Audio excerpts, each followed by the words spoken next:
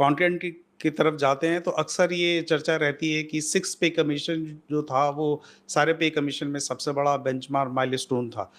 तो 7th पे commission में ऐसा क्या नहीं हुआ जिसको कि आप मान रहे हैं कि 6 पे कमीशन से लेके 8th पे कमीशन में उसको इंक्लूड किया जा सकता है?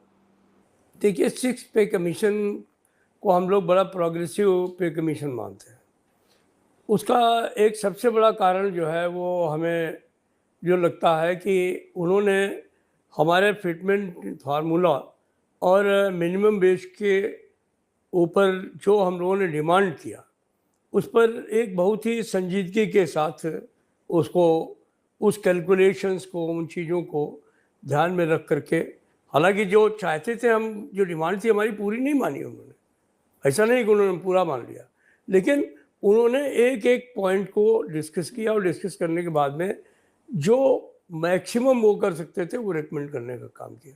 जो दूसरा सबसे बड़ा बात था वो ये था कि उन्होंने चिल्ड्रंस एजुकेशन पर बहुत जो है वो रिवोल्यूशनरी चेंज किया। सरकारी कर्मचारी को उस समय 20 रुपये मिलते थे सिर्फ बच्चों को पढ़ाने के लिए, कि 20 रुपये आपको फीस देंगे। जब हमने रसीद ले जा करके जस्टिस श्री कृष्णा को दी तो वो ही वॉज सरप्राइज। उन्होंने कहा, अरे 20 रुपये में कौन बच्चा पढ़ पाएगा? तो उन्होंने हम लोगों से कहा क्या होना चाहिए? हम लोगों ने कहा 2000 रुपये कम से कम। उन्होंने 1000 रुपये दिया। उन्होंने जो है वो हॉस्टल अलाउंस, हॉस्टल फ़ी वगैरह देने का काम किया। जो है वो ऊपर के जो क्लासेज में बच्चे हैं पढ़ते हैं उनके लिए भी जो है वो सुविधा खोलने का काम किया। हमारी जो महिला साथी हैं, ये मानते हुए जब हमने उनके लिए अलग से एक मेमोरेंडम दिया कि उनको चाइल्ड केयर लीव मिलनी चाहिए, क्योंकि बच्चे तो समाज की धरोहर हैं और ये कंट्रीब्यूट कर रही हैं देश की इकनॉमी में भी, जीडीपी में भी, और अच्छा काम भी कर रही हैं। तो अब ये अपने बच्चों को भी पालें और सरकारी नौकरी में भी जा कर के उसी तरीके से वो करें, तो ये बच्चों को परवरिश कब करेंगे? तो उन्होंने 2 साल की जो है वो एक तरीके से छुट्टी जो है वो सब एतनिक अवकाश देने का काम किया। कि ये सारी चीज़ें जो थी वो एक तरीके से छठे वेतन आयोग को एक बहुत अच्छे दृष्टिकोण में लोग ट्रीट करते हैं। हमारे 7वें वेतन आयोग में हमारे जो महिलाएं थी उनका दूसरे साल में 20% कटौती कर ली गई चाइल्ड केयर लीव की। तो ये अच्छी बात नहीं है। जो मिला हुआ है उसके अंदर कटौती हो गई। हमसे कहा गया, जब हम लोगों ने डिस्कशन किया, हमसे पे कमीशन ने कहा कि हम आपको, हमारी डिमांड थी कि मिनिमम जो है वो 25,000 रुपीज़ हमारी तनख्वाह होनी चाहिए उनके सामने। और ये बात पे कमीशन ने तमाम बहस मुआवजे के बाद में एक दिन इस बात को जेसीएम स्टाफ साइड के सामने, सारे लीडर्स के सामने एक्सेप्ट कर लिया कि हम आपको 20,000 तो देंगे, और उसके बाद में फिर उसको 18,000 कर दिया। तो ये जो चीज़ें हैं वो 7वें वेतन आयोग की जो कंजर्वेटिवनेस है उसको शो करती है। और इस नाते हम लोग जो है वो छठे वेतन आयोग और 7वें वेतन आयोग के बीच में जो चीज़ें हैं, हालांकि वो जो साहब अशोक माथुर जी काफ़ी अच्छे थे, लिबरल भी थे, बातचीत करते थे तो बहुत अच्छी करते थे। अब उनके ऊपर क्या दबाव आया, क्या चीज़ें हुई लास्ट मिनट में, क्या चेंजेज हुए कि उन्होंने अपने दिमाग को बदला, फिगर्स को बदला, तो ये तो सरकार और पे कमीशन के बीच जो नेगोशिएशंस हुए उनका परिणाम है वो। सवाल और भी बहुत सारे हैं, मेरी तरफ से एक आखिरी सवाल, जो चर्चाएँ चल रही हैं और जो शायद आप लोगों का भी एक फ़ोकस और डिमांड ऑफ एरिया में शामिल है कि परफ़ॉर्मेंस, मतलब जो एनुअल इंक्रीमेंट है अपार्ट फ्रॉम पे कमीशन, जो एनुअल इंक्रीमेंट है या प्रमोशन है, वो परफ़ॉर्मेंस लिंक होनी चाहिए।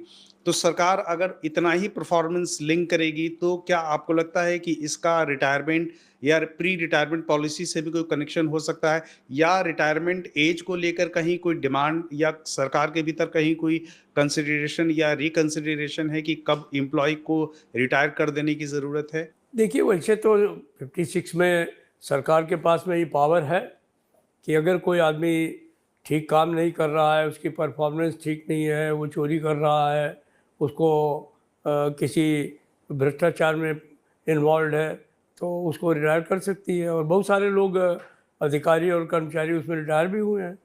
तो ये पावर तो कोई नई पावर नहीं है, ये सरकार के पास में ऑलरेडी पावर है। लेकिन जो परफॉर्मेंस रिलेटेड पे है, इसके बारे में कर्मचारी पक्ष में, अधिकारी पक्ष में और दूसरे लोगों में काफ़ी मत भिन्नता है।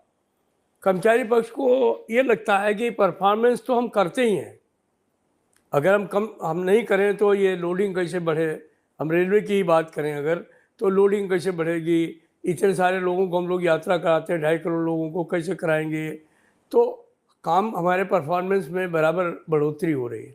लेकिन अगर इंडिविजुअल परफॉर्मेंस तय करने का मामला किसी फार्मूले के बजाय किसी अधिकारी विशेष पर छोड़ दिया जाएगा, तो फिर वो जो उसके आसपास गणेश परिक्रमा करने वाले लोग हैं, उन्हीं की परफॉर्मेंस अच्छी दिखाएगा।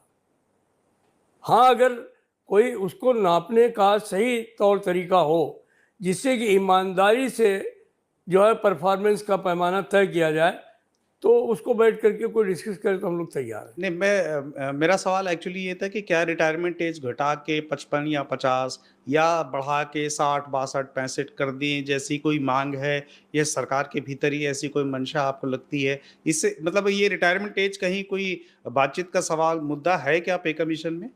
नहीं, रिटायरमेंट एज पर हम लोग कोई चर्चा नहीं कर रहे हैं। और एक बात तो तय है कि रिटायरमेंट एज कम करने के लिए तो हम लोग भी नहीं मानेंगे। रिटायरमेंट एज बढ़ाने के लिए भी हम लोग प्रयासरत नहीं होते हैं, क्योंकि हम लोगों को लगता है कि अगर इसको बढ़ाया जाएगा तो इससे जो नए बच्चे बच्चियां हैं उनको जॉब जो है वो नहीं मिलेंगे। तो बेहतर है कि जो है वो अच्छा है। लेकिन ये सरकार के ऊपर पूरे तौर पर डिपेंड करता है। जब भी ये उम्र बढ़ाई गई है, वो सरकार ने अपने आप बढ़ाने का काम किया है। अब सरकार उसमें क्या सोचती है, ये हम लोग सरकार के ऊपर छोड़ देते हैं।